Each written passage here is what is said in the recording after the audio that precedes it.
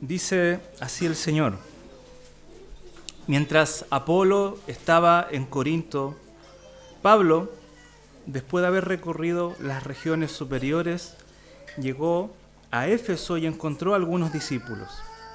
Y les preguntó: ¿recibieron el Espíritu Santo cuando creyeron? Ellos le respondieron: no, ni siquiera hemos oído si hay un Espíritu Santo. Entonces Pablo les preguntó: ¿en qué bautismo pues fueron bautizados? En el bautismo de Juan, contestaron ellos. Y Pablo les dijo: Juan bautizó con el bautismo de arrepentimiento, diciendo al pueblo que creyeran en aquel que vendría después de él, es decir, en Jesús. Al oír esto, fueron bautizados en el nombre del Señor Jesús. Cuando Pablo les impuso las manos, vino sobre ellos el Espíritu Santo, y hablaban en lenguas y profetizaban. Eran en total unos 12 hombres. Pablo entró en la sinagoga y por 3 meses continuó hablando abiertamente, discutiendo y persuadiéndoles acerca del reino de Dios. Pero cuando algunos se endurecieron y se volvieron desobedientes, hablando mal del camino ante la multitud, Pablo se apartó de ellos, llevándose a los discípulos, y discutía diariamente en la escuela de Tirano. Esto continuó por 2 años, de manera que todos los que vivían en Asia oyeron la palabra del Señor, tanto judíos como griegos. Amén. Oremos. Oh Señor, Padre eterno, bendito Señor, venimos delante de usted en este tiempo para escuchar tu palabra, para atender nuestro oído delante de ti, Señor, para oír con precisión lo que tú nos quieres decir, para escuchar atentamente tu ley. Y quiero rogar para que en este momento tu Espíritu nos enseñe, nos hable, que no sea yo, que no sea mi voz, sino que sea la voz tuya, quien pueda estar hablando en este tiempo. A través de este pasaje que hemos leído, Señor, instrúyenos, repréndenos, Señor, guíanos hacia toda la verdad. Ayúdanos, Señor, a escuchar tu dulce voz. Te necesitamos, Padre bendito, necesitamos tu palabra. Te agradecemos por todo y lo dejamos en tus manos, oh Señor, en nombre de Jesucristo. Amén. Muy bien, después de estar celebrando la Santa Cena del Señor, que tiene un mensaje central en cuanto a lo que hacemos, somos y por qué estamos aquí realmente reunidos para venir a adorar a nuestro Señor Jesucristo. Nos encontramos hoy frente a un pasaje que va a ser importante en el libro de Hechos, más que nada el comienzo, ya un capítulo importante dentro del libro de Hechos, que es Pablo en Éfeso. Cómo Dios va a establecer su iglesia en la ciudad de Éfeso, que va a ser de extremadamente mucha importancia para el avance del Evangelio a muchas iglesias. Tal vez Pablo, sin saberlo, o tal vez de una forma estratégica, usó este lugar para impactar a toda la región de Asia, donde hay muchas iglesias que conocemos en el Nuevo Testamento que fueron impactadas por este ministerio de Pablo. Entonces, el pasaje número 1 dice: mientras Apolos estaba en Corinto, hasta ahí la lectura, tenemos que recordar lo que venía sucediendo en el pasaje anterior. En el pasaje anterior aparece en escena este personaje llamado Apolos. En el versículo 24 del capítulo 18 dice que llegó un judío que se llamaba Apolos, natural de Alejandría. Aprendimos también eso durante la semana anterior, que era un hombre elocuente, poderoso en las Escrituras y que había sido instruido en el camino del Señor. dice que él hablaba fervientemente, ¿ya? Con espíritu ferviente, y enseñaba con exactitud las cosas referentes a Jesús. Aparece en escena este discípulo, el cual Dios va a usar en Corinto ahora. Dice más abajo el texto que él va a querer ir a Acaya, versículo 27 del capítulo 18. Esto queda al frente de la región de Asia, Acaya, donde estaba Corinto, Atenas y todos esos lugares que Pablo ya visitó. Y él emprende el rumbo y lo menciona aquí en este texto, dice, mientras Apolos estaba en Corintio, Pablo va a llegar a Éfeso.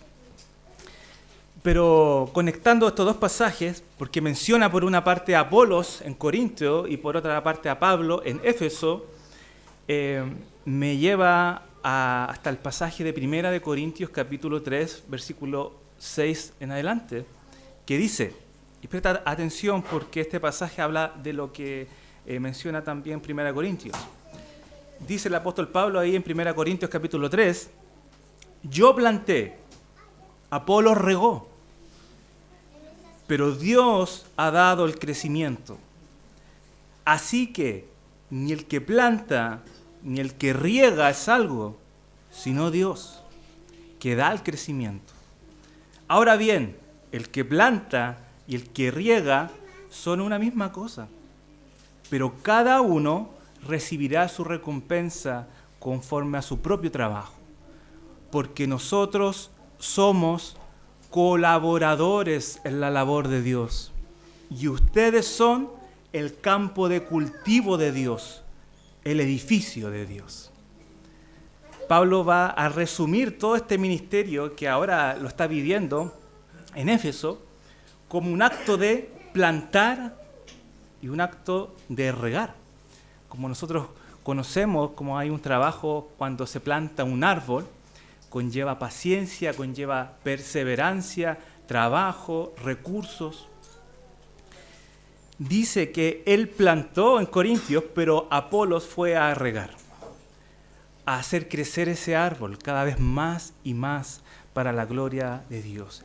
Y realmente el que planta o el que riega no son lo más importante en esta ecuación, sino realmente que es Dios que por medio de ellos como instrumento va a dar el crecimiento para su propia gloria y nos da el privilegio de ser colaboradores en la labor de Dios. Y nosotros, hermanos, todos nosotros somos un campo, un cultivo de Dios, que es Él quien nos hace crecer. No las personas, no los maestros, no los pastores. Es Dios, por medio de la hermandad, los líderes, hace crecer ese campo espiritual en nuestras vidas. Y Pablo llega a Éfeso a plantar específicamente, a plantar. Él ya le había prometido a la sinagoga judía en Éfeso que iba a volver, si Dios se lo permitía, porque recordemos que Pablo hizo un viaje, regresó a Cesarea, ¿cierto?, a Jerusalén, a cumplir su voto, después visitó alguna iglesia, pero al parecer fue un viaje flash, como nosotros le decimos, ¿ya? En otras ocasiones Pablo se tomó la molestia y el tiempo de poder visitar a todas las iglesias que estaban en el camino, pero en esta ocasión realmente no se tomó esa molestia y fue, como nosotros decimos, tomó un atajo, fue conejeando, como decimos nosotros, para llegar rápidamente a Éfeso. ¿Ya? El texto no dice la razón, pero él fue prontamente a Éfeso. Dice el versículo 1, mientras Apolos estaba en Corinto, Pablo, después de haber recorrido las regiones superiores sobre Asia, llegó a Éfeso y encontró a algunos discípulos. Pablo llega aquí. En otras ocasiones recordemos que el Espíritu le impidió ir a Asia. Y tal vez fue una frustración tremenda para Pablo de no poder ir a evangelizar Asia. Recordemos que Pablo era un amante de llegar y conquistar con el Evangelio, pero el Espíritu de Jesús, dice la Escritura, no le permitió pasar por Asia. No era el tiempo de plantar en esa tierra aún. Pero en esta ocasión el Espíritu de Dios sí lo estaba llevando a estas tierras para poder plantar. Entonces, vemos que la Escritura realmente nos va a decir que él tiene un deseo por poder ir a Éfeso. ¿Ya? Lo hace prontamente. Y lo que encuentra aquí en el camino es, dice el texto, algunos discípulos. Algunos discípulos. Y no se aprecia con tanta claridad en el español, en la traducción en el español, pero en griego, hermanos, Lucas nos está haciendo notar algo importante aquí. En todos los otros pasajes de Hechos, cuando menciona discípulos, los menciona con un sentido diferente. Los menciona con seguridad, llamándole los discípulos, confirmando que ellos realmente eran creyentes, pero en este pasaje en particular le llama algunos discípulos. Es como si no estuviera poniendo unas comillas en discípulos, en griego. Porque realmente no estaba tan seguro de que estos discípulos fuesen discípulos. Y Pablo se encuentra con estos discípulos. Pablo llega a Éfeso y se encuentra con estos discípulos, y tal vez en medio de la comunicación, en medio de tal vez tomaron 11 juntos, tal vez fueron conversando poco a poco, él se dio cuenta que realmente había algo erróneo, algo que no cuadraba en la conversación con estos discípulos. Había algo que no hacía encajar realmente el evangelio de Pablo con el evangelio que ellos estaban seguramente comunicando. Entonces, él le hace una pregunta sumamente interesante. Le dice, ¿recibieron el Espíritu Santo cuando creyeron? Ellos le respondieron, no, ni siquiera hemos oído si hay un Espíritu Santo. Ahora, esta respuesta puede parecer a veces, se puede malinterpretar muy fácilmente pensando de que ellos realmente nunca habían escuchado acerca del Espíritu Santo, pero realmente lo que el texto está diciendo ahí es que ellos no se habían enterado de que había algo así como un Espíritu Santo que había descendido. No tenían esa información. Entonces Pablo le hace esta pregunta para ver realmente si ellos eran hermanos o no. Si realmente estaban bien encaminados o no. Recordemos que Apolos, en el texto anterior, él también había sido bautizado en el bautismo de Juan.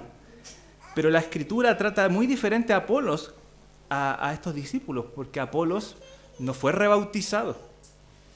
A Apolos no se le preguntó si había recibido el Espíritu o no. Era reconocido como un creyente, alguien que hablaba de parte de Dios y tenía un espíritu fervoroso, y que así había sido bien instruido, pero estos discípulos, al parecer, fueron instruidos de una forma muy expresa.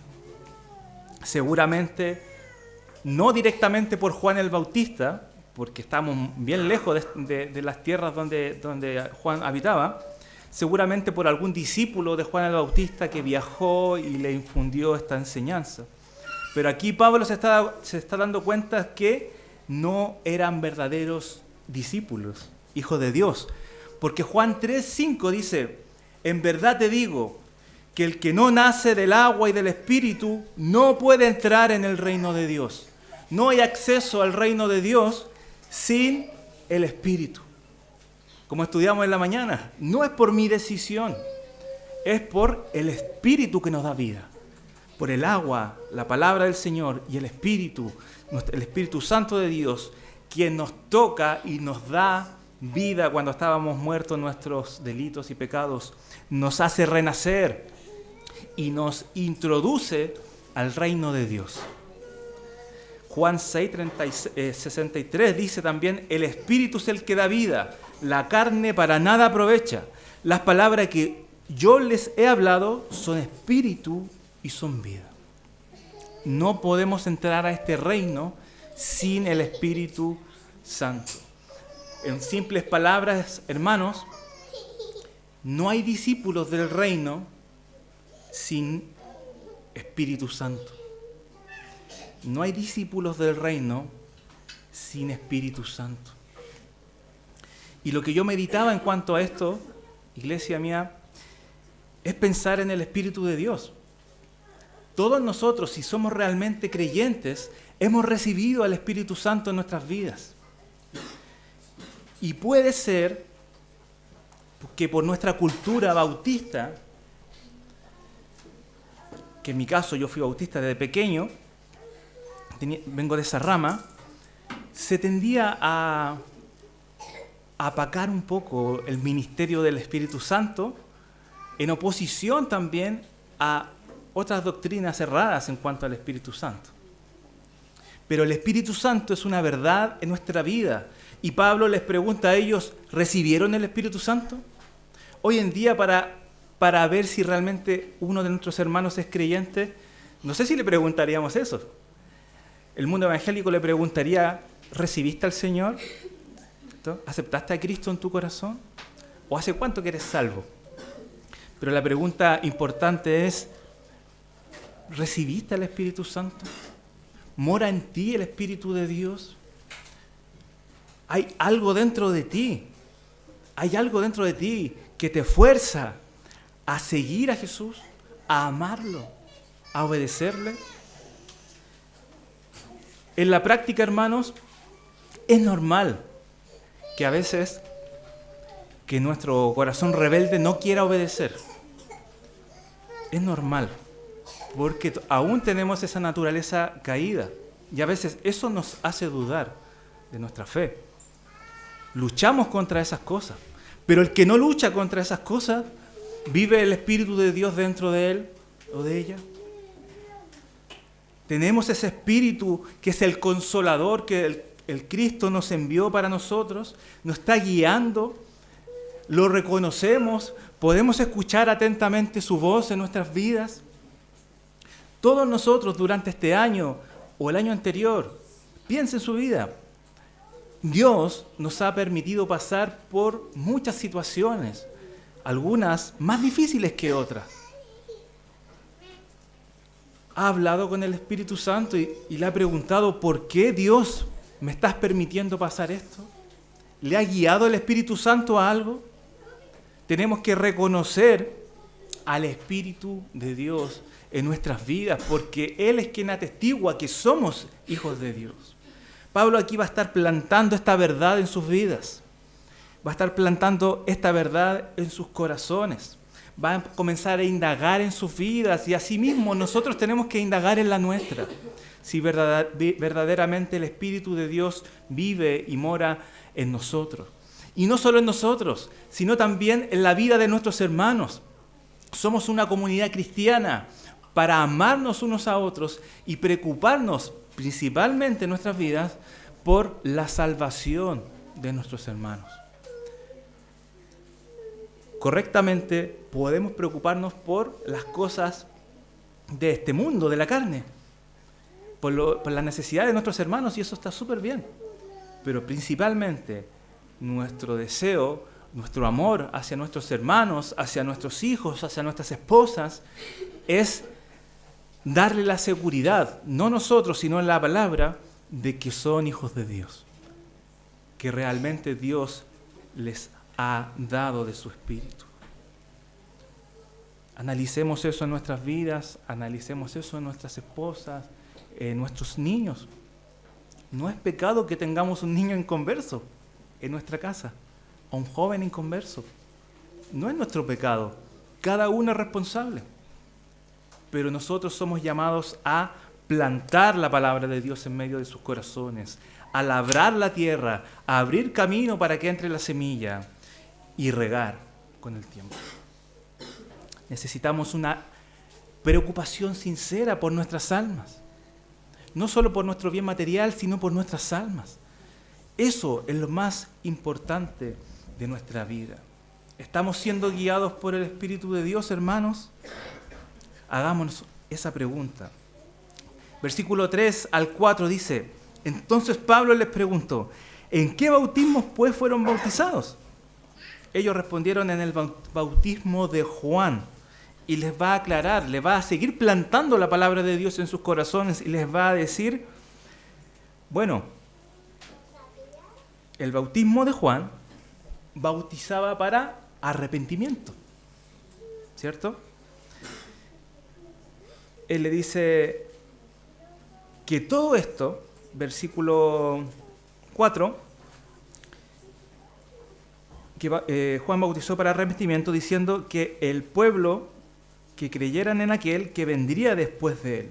O sea, todo el mensaje de Juan, que llamaba al arrepentimiento, era para recibir a una persona.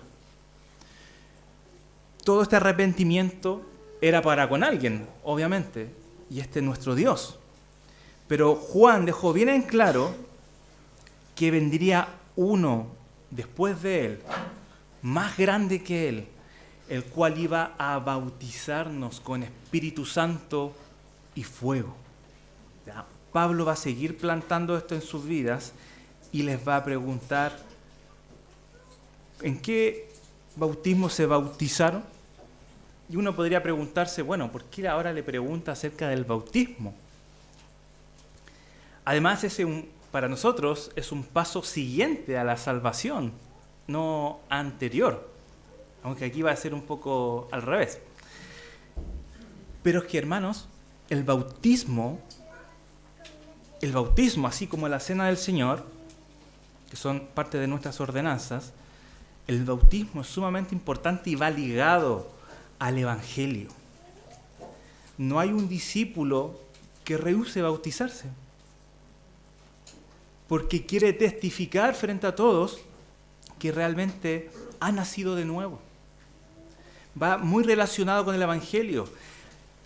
Eso sí, el bautismo, ¿cierto?, no es un requisito para la salvación, de ningún modo, pero es una evidencia de que hemos sido salvados y de que hemos creído en nuestro Señor. Era evidente que estos discípulos, entre comillas, habían entendido un conocimiento parcial realmente de todo esto y no tenían ninguna claridad absoluta en cuanto al Evangelio, y Pablo sigue plantando y corrigiendo a estos discípulos. Le va a decir que realmente este bautismo no era suficiente. Ya que Juan, por ejemplo, en Lucas, mismo Lucas capítulo 3, versículo 3, él decía que él predicaba el bautismo de arrepentimiento para el perdón de pecados, pero también en el versículo 16 dice: yo los bautizo en agua, pero viene uno que es más poderoso que yo, a quien no soy digno de desatar la correa de sus sandalias.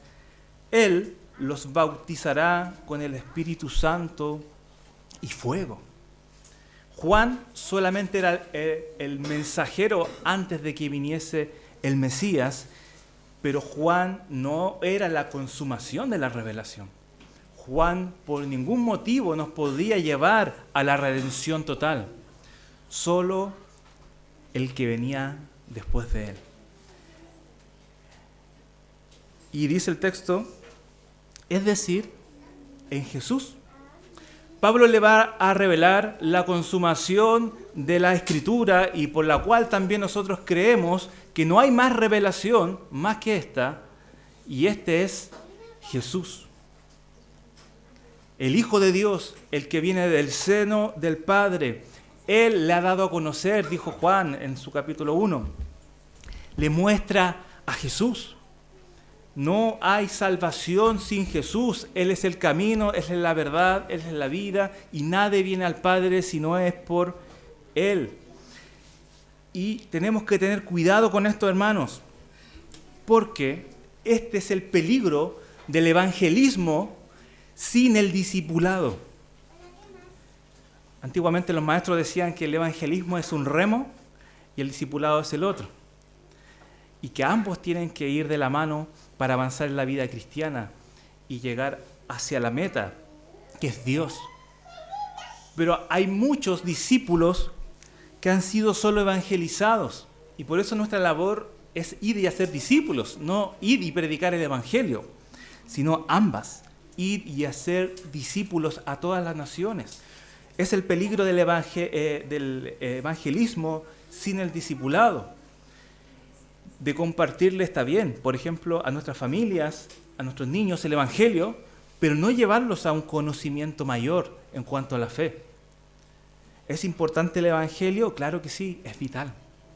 Pero ese Evangelio es eterno y necesita seguir siendo enseñado aún más allá, porque en el Evangelio están todas las doctrinas bíblicas que se pueden profundizar eternamente en Dios.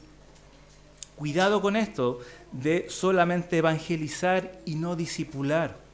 Necesitamos todos, tanto recién convertidos como personas de 30 años en la fe, necesitamos ser discipulados, seguir creciendo, seguir pareciéndonos a Cristo. Es como si una madre que acaba de dar a luz un bebé le rehúsa dar la leche natural para que él pueda ser nutrido y pueda ser crecido, y aún más su cuidado maternal para que siga creciendo. Sería fácil tener hijos así, ¿cierto? Darlos a luz y bueno, que otros se encarguen, que otros lo nutran, que otros le enseñen. Pero no, en la iglesia es lo mismo. Nuestro espíritu necesita ser nutrido diariamente, semanalmente, de por vida, hasta que partamos a la presencia de nuestro Señor. Tenemos que tener cuidado de descansar nuestra fe en cosas externas a Jesús, porque solamente Jesús es el camino, la verdad y la vida, y nadie va al Padre si no fuera por Jesús. A veces podemos descansar en una religión, aunque sea la religión correcta, aún así nos enviaría al infierno. Tenemos que tener cuidado de descansar en un bautismo. Es que yo soy bautizado y hasta participo en la cena del Señor. Ahí no están los cimientos de nuestra fe. Este es un resultado de nuestra fe. Sobre todo descansar en nuestras obras piadosas. Es que yo sirvo al Señor. Es que yo tengo tantos años de creyente.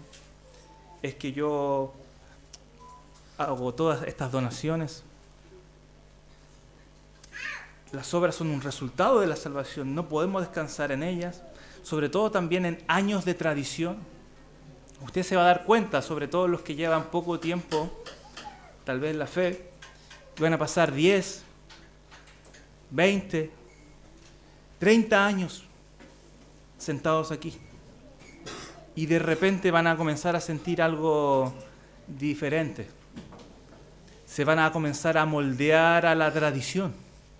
Que la tradición es buena, pero no puede descansar nuestra fe en la tradición.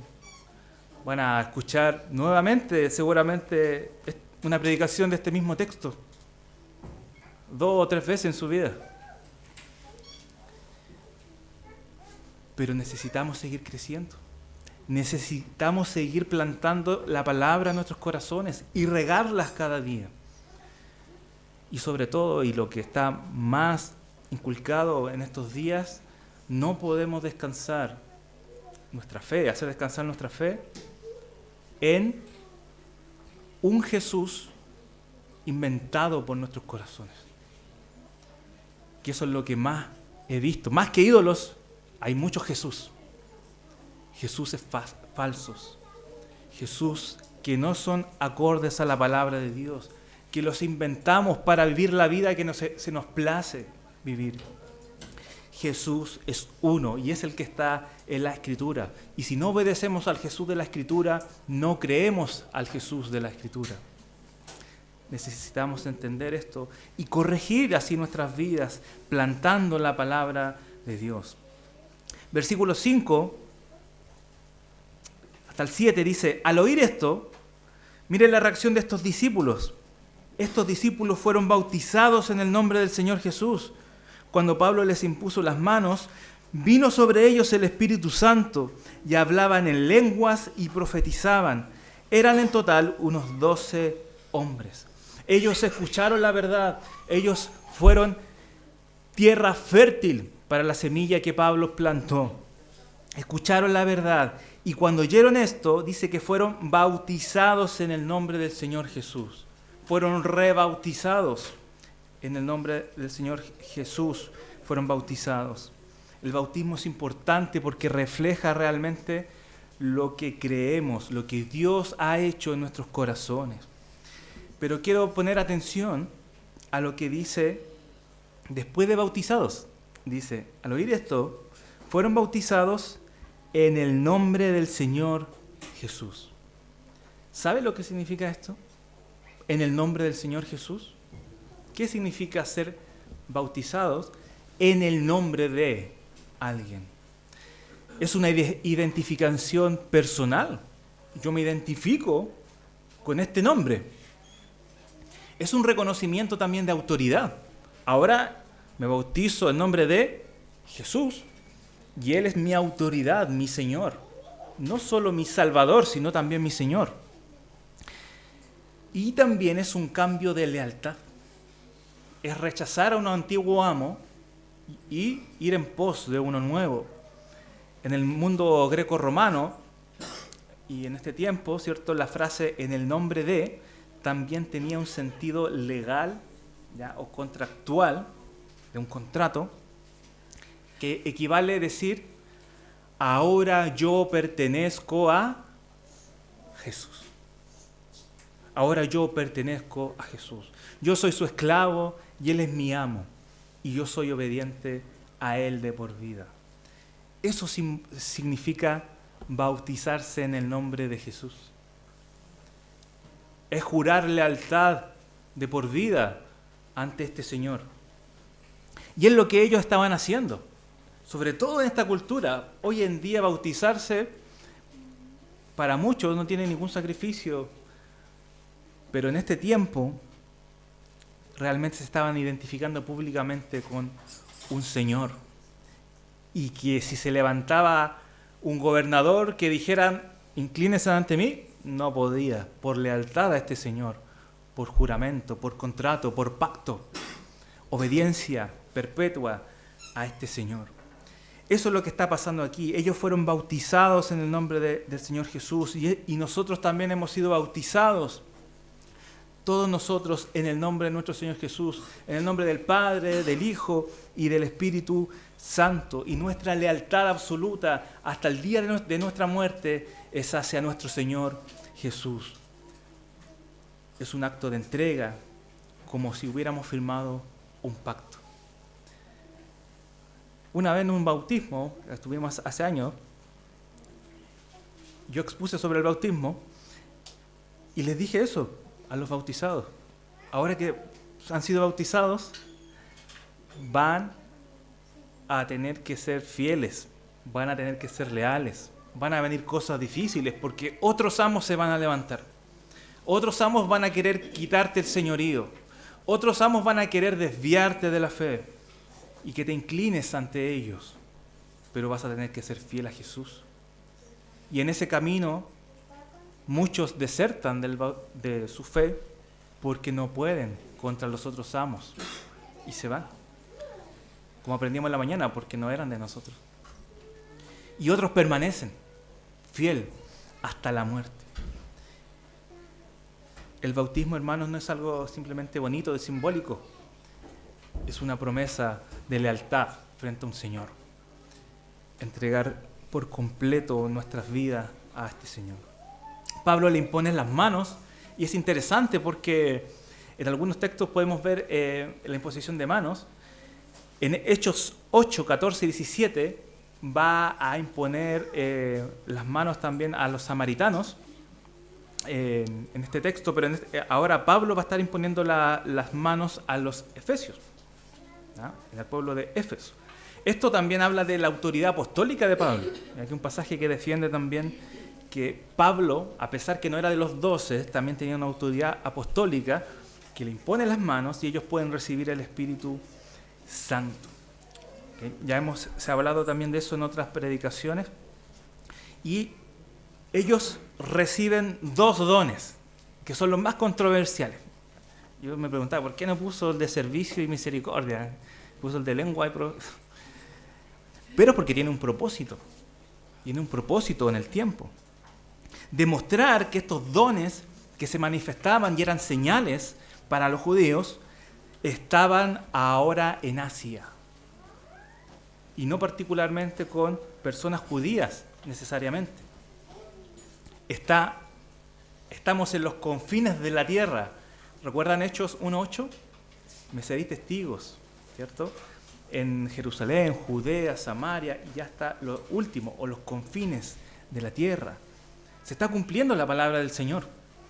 Pablo está yendo más allá, y el Espíritu de Dios ha descendido en estos lugares. Hablaban en lenguas, estos idiomas, para que pudieran también hablar con fluidez la palabra del Señor en otros sectores, principalmente como una señal de que había venido el Espíritu de Dios, y profetizaban, hablaban los misterios de Dios, hablaban con denuedo, podían abrir su boca y glorificar a Dios por medio de ella. Tenían el propósito de confirmar la promesa mesiánica, que no era exclusivo, ya lo hemos aprendido, no era exclusivo solamente para los judíos. Hasta los confines de la tierra ha llegado el Evangelio. Estos discípulos son bautizados. Pablo sigue plantando la verdad en ellos, sigue regando la verdad en ellos. Ahora, hermanos, me ha tocado conocer creyentes que no se quieren bautizar, y eso es contradictorio, ¿eh? Como estudiamos en la mañana, no calza. Necesitamos ser bautizados en obediencia al Señor y mostrar públicamente si eres leal a este amo o no, o si prefieres seguir siendo leal a ti mismo. Necesitamos ser bautizados y decir públicamente: ahora yo pertenezco a Jesús, yo moriré por la causa de Jesús. Y segundo, muy interesante aquí, es que todos nosotros, los que han recibido verdaderamente el Espíritu de Dios, hemos recibido dones espirituales. Tal vez no el de lenguas o el de profecía, pero sí hay una multitud de dones que Dios nos ha dado, y es una enseñanza necesaria en la iglesia, ¿ya? Y espero que lo podamos abordar un día en cuanto a los dones espirituales. Todos nosotros tenemos dones espirituales, dones de servicio, dones de enseñanza, dones de ánimo. Lo modifiqué el de exhortación porque a veces se malinterpreta mucho el de exhortación como un reto rudo. Realmente significa ánimo, el don de ánimo, el don de dadivosidad o generosidad, el don de misericordia, el don de fe, el don de administración, dones de liderazgo, dones de evangelista, dones de pastor, dones de maestro o pastor maestro, que algunos lo interpretan así. Hay diversos dones. Y a veces yo me pregunto, ¿dónde están esos dones? ¿Dónde está el evangelista de nuestra congregación? Antiguamente el evangelista era un hombre osado, un hombre tenaz, que no tenía miedo de ir y pararse frente a las multitudes y aún a frente del rey y proclamar el evangelio sin tiritar por un segundo. Hay hermanos entre nosotros que son evangelistas y hay que pulir ese don. Hay dones de pastor maestro también, hay dones de enseñanza, hay dones de ánimo para levantar a los hermanos caídos, hay dones de servicio. Y es típico que todos a veces nos escondemos atrás de esos dones, ¿cierto? De servicio, vamos a hacer algo. Pero yo creo que hay muchas más riquezas en esta iglesia. Corintio era una iglesia llena de dones y que fue alabada por ellos, porque se preocuparon en buscar realmente y pulir estas cosas. No eres uno más de la iglesia, eres parte del cultivo de Dios, de la obra de Dios, de la labranza de nuestro Padre, y te ha dado don o dones para servirle a Él. Un tesoro guardado dentro de ti que lo ha puesto, que le pertenece a Cristo, y tú lo tienes de forma, podríamos decir, natural o espiritual. Busquemos esos dones, edifiquemos a la iglesia, porque todos nosotros, hermanos, hemos sido bendecidos. Él derramó dones sobre nosotros para ser ministrados dentro de la congregación, dentro de la familia de Dios y poder crecer espiritualmente. Muchas iglesias no crecen por la falta de la práctica de dones, básicamente. Y por último, hermanos, y ya terminando, vemos desde el versículo 8 hasta el 10 que Pablo, después de este suceso, se va a la sinagoga, va a cumplir su promesa a los judíos en Éfeso y les va a enseñar, dice el texto, por 3 meses. Este es algo notorio porque Pablo nunca estuvo este tiempo en una sinagoga. A veces el primer día ya salía corriendo porque lo querían apedrear. Y en esta ocasión, en esta sinagoga, lo recibieron por 3 meses hablando la verdad, hablando acerca del reino, puntualmente dice el texto. Seguramente eran judíos un poquito más abiertos, les interesó tal vez las ideas, querían tal vez de algún modo verificar escrituralmente si realmente era cierto lo que Pablo estaba diciendo por las palabras que va a mencionar. Y va a continuar, dice, hablando abiertamente, dice, discutiendo y persuadiéndoles acerca del reino de Dios. Discutiendo no es cuando uno se pone a pelear con la mamá en la casa, ¿ya? No se refiere a eso, a gritonearse y a airarse.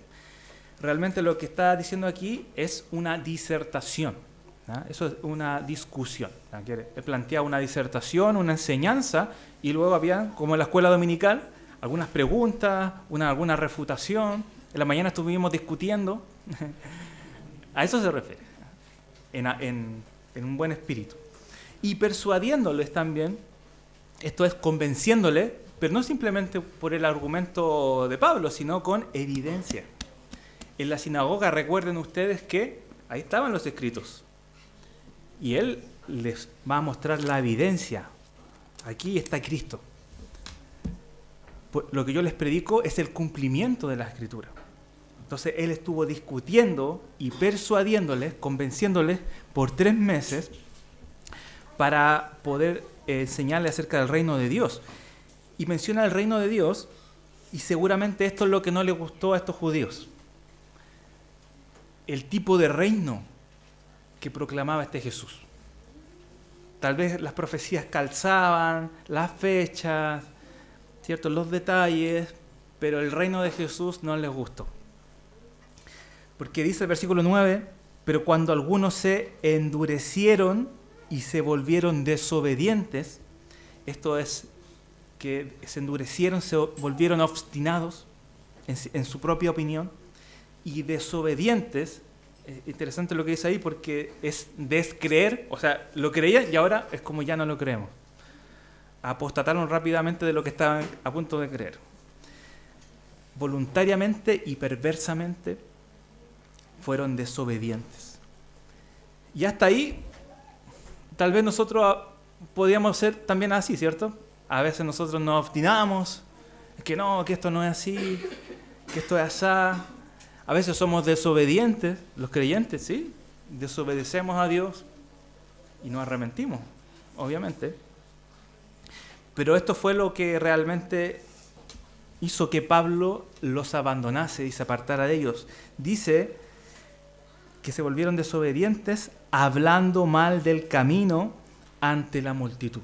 Literalmente dice maldiciendo a la iglesia, maldiciendo el camino, que era el sobrenombre que le ponían a la iglesia en el primer siglo. Ellos comenzaron a hablar mal, de una forma perversa, a la iglesia.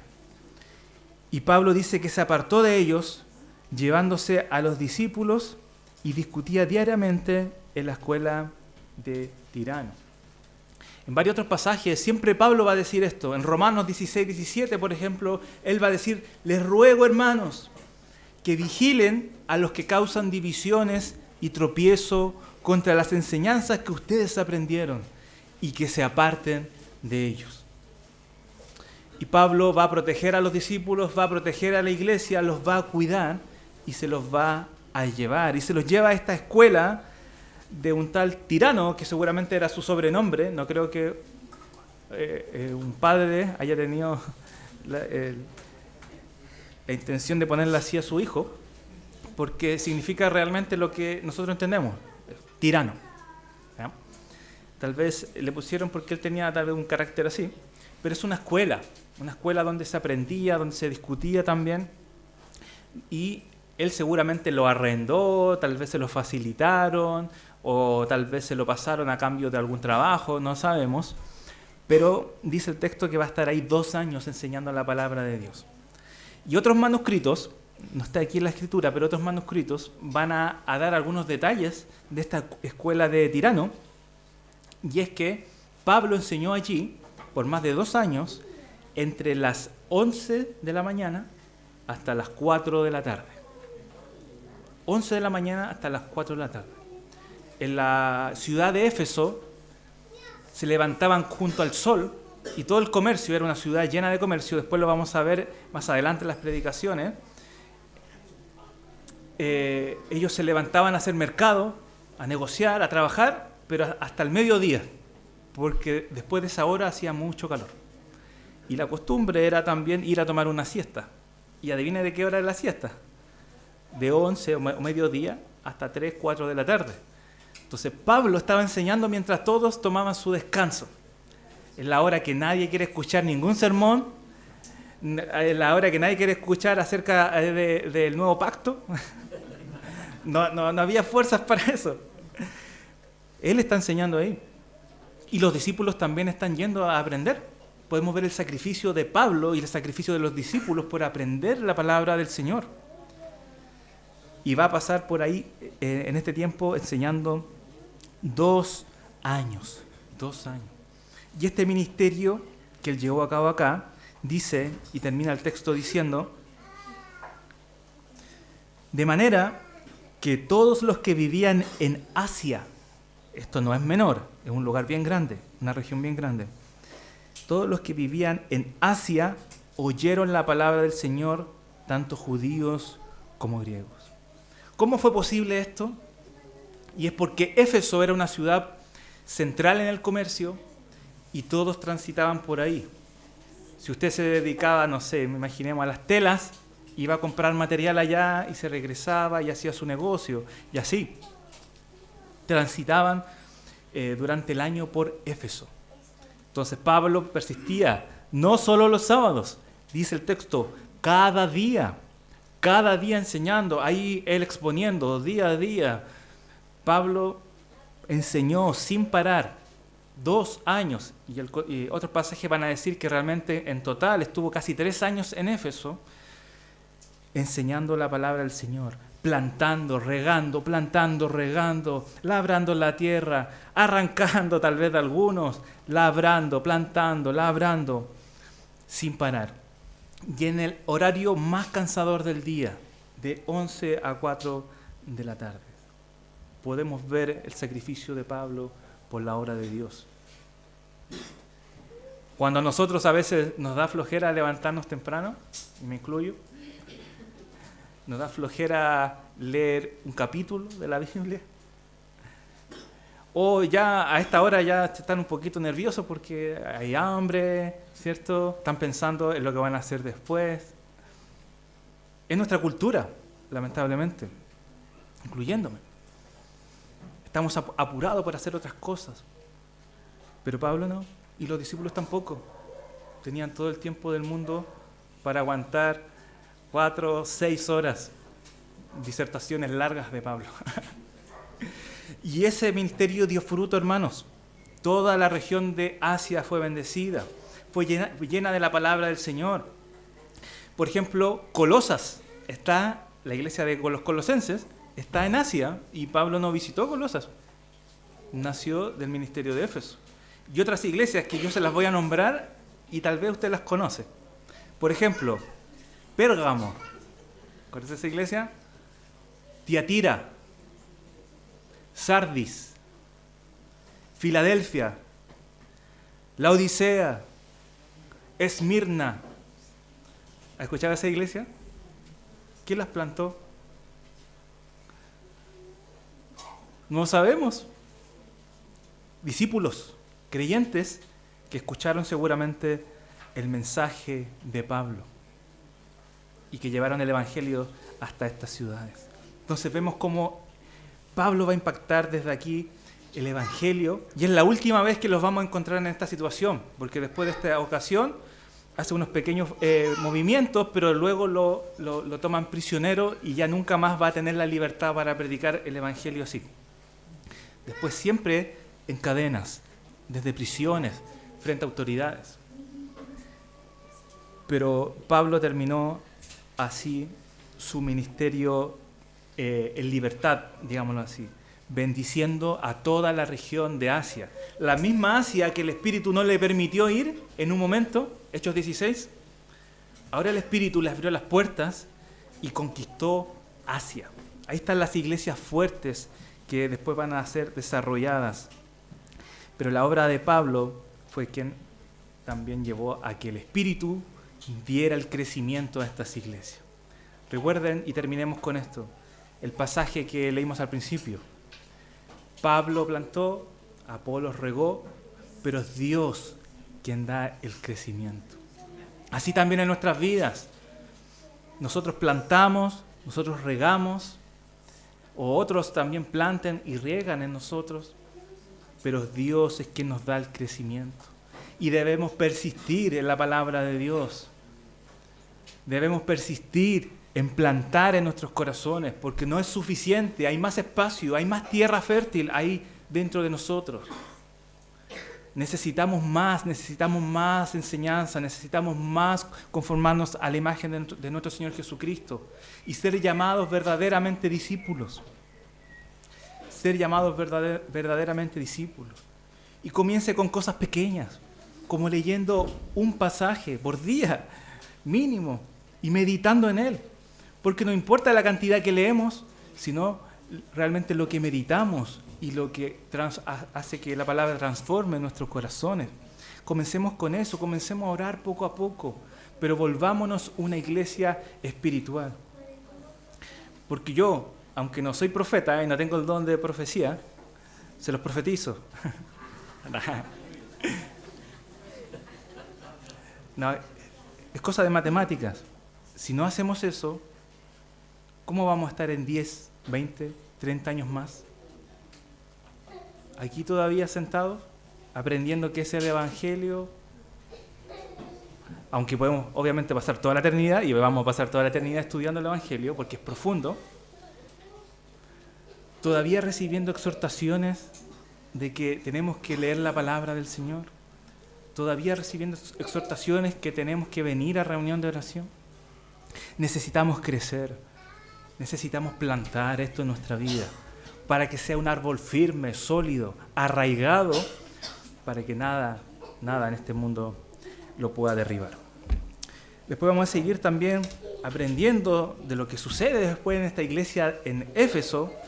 Van a tener gran oposición por medio del ocultismo, van a tener grande oposición a través de las multitudes también y el paganismo que había en esta cultura, referente a la diosa Diana también, pero como el Señor también va a llevar a cabo sus planes y sus propósitos, aún en medio de la oposición.